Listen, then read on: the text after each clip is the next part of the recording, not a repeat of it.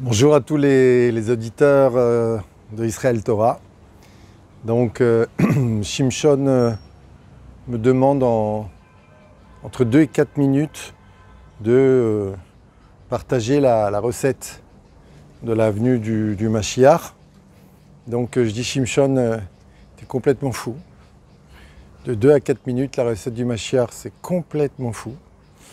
Donc, mais c'est justement cette folie qui est la tienne et qui te pousse à faire en sorte de rassembler, qui est déjà un des ingrédients indispensables de la recette de l'avenue du Mashiach.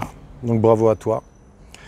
Donc donner la recette, je ne pense pas que ça soit possible, parce que si on l'avait, il serait déjà venu. Donc on en connaît les ingrédients, mais la bonne quantité, la priorité, qu'est-ce qui est plus important, ça c'est encore un peu compliqué.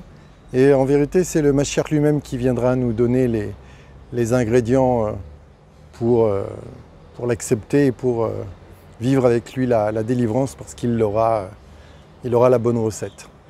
Donc un des ingrédients qui, selon moi, est certain, c'est l'amour de soi, la conscience de l'importance qu'on a, essentiellement parce qu'on a une âme et qu'on est les enfants de Dieu. Donc voilà l'idée que je voulais partager avec vous, parce que les gens ne s'aiment pas, les gens ne savent pas aimer. Je m'inclus dans ça. On apprend à aimer, on apprend à s'aimer, et le Mashiach viendra nous apprendre à nous aimer inconditionnellement, sans chercher des raisons, sans essayer de correspondre à des normes, sans rechercher à l'extérieur de soi la reconnaissance de l'autre qui me dit que finalement je suis quelqu'un de bien. Et je terminerai avec une petite histoire que raconte Rabbi Nathan.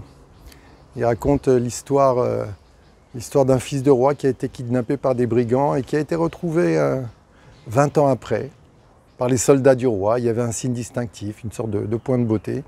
Ils l'ont retrouvé et c'était devenu un brigand, c'était un voleur d'épicerie, de choses comme ça.